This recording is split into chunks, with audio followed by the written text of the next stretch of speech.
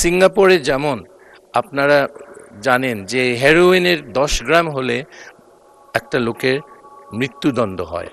তা আমাদের ড্রাগসগুলিকে বিভিন্ন স্তরের হিসাব করে আমাদেরকে সেইরূপ আমাদেরকে ওদের অপরাধগুলি দেখতে হবে এবং কিছু কিছু ডেথ পেনাল্টি না দিলে আপনারা এটা থামাতে পারবেন না। পুলিশ আমাকে বলল যে একজন মাদকদ্রব্য ট্রেডার সে 50 বার তাকে ধরা হয়েছে এবং 50 বার সে ভালো আইনজীবী আছে ওনার, 50 বার তাকে ছেড়ে দেওয়া হয়েছে। মাদকদ্রব্য নিয়ন্ত্রণটা একটা বিরাট ইস্যু হয়ে গেছে গ্রামে গঞ্জে। আমাদের রাস্তাঘাটের অবস্থা দুরবস্থা, এটা তো খুব সবাই জানে।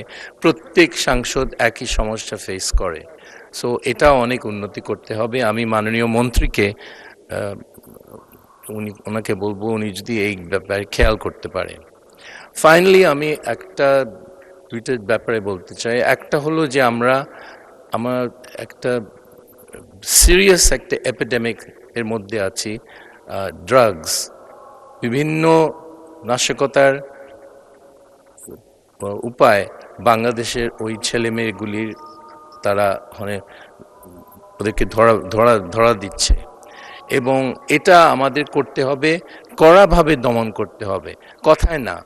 সিঙ্গাপুরে যেমন আপনারা জানেন যে হেরোইনের 10 গ্রাম হলে একটা লোকের মৃত্যুদণ্ড হয়। তা আমাদের ড্রাগসগুলিকে বিভিন্ন স্তরের হিসাব করে আমাদেরকে সেইরূপ আমাদেরকে ওদের অপরাধগুলি দেখতে হবে এবং কিছু কিছু ডেথ পেনাল্টি না দিলে আপনারা এটা থামাতে পারবেন না। লোককে বকাঝকা করে এটা সম্ভব না। সো আমি মনে করি আমাদেরকে যদি শক্ত হাতে বন্ধ করতে হয়, আইনমন্ত্রী এবং আমাদের স্বরাষ্ট্রমন্ত্রী যদি কাজ করেন তারা। মাননীয় সদস্য 2 মিনিট সময় বৃদ্ধি করা হলো। থ্যাংক ইউ মাননীয় speaker. You are very welcome.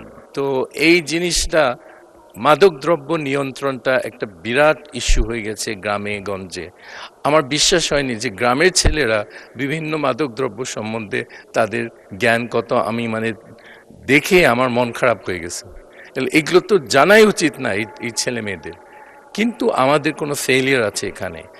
আমার একজন পুলিশ আমাকে বলল যে একজন মাদকদ্রব্য ট্রেডার সে 50 বার তাকে ধরা হয়েছে এবং 50 বার সে ভালো আইনজীবী আছে ওনার, 50 বার তাকে ছেড়ে দেওয়া হয়েছে। তো লোকটা হাসে পুলিশ আসলে, বলে আপনারা কিছু করতে পারবেন না। তো এরকম অবস্থা আমাদের হতে দেওয়া উচিত না। সো তাদের আপনারা শক্ত একটা ব্যবস্থা নেন এই মাদকদ্রব্য ব্যবসায়ীদের। ফাইনালি আমি আমার শহীদ প্রেসিডেন্ট জিয়া রহমানের প্রতি আবার আমি আমাদের কৃতজ্ঞতা জানাতে চাই আমাদের পরিবার থেকে। আপনারা হয়তো জানেন না, শাহ এম.এস. কিবরিয়া ছিলেন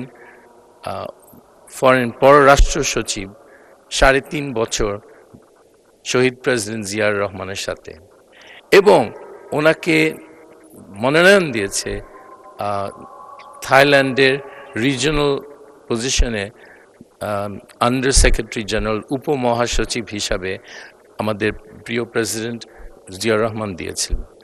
তো আমি ওনার প্রতি আমি পার্সোনালি কৃতজ্ঞ।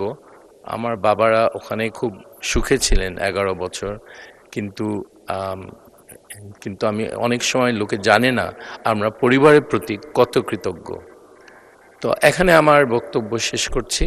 অনেক ধন্যবাদ, ধৈর্য নিয়ে আপনারা শুনেছেন এবং আমাদের সমস্যাগুলি আশা করি মন্ত্রী মহোদয়রা দেখবেন। ধন্যবাদ।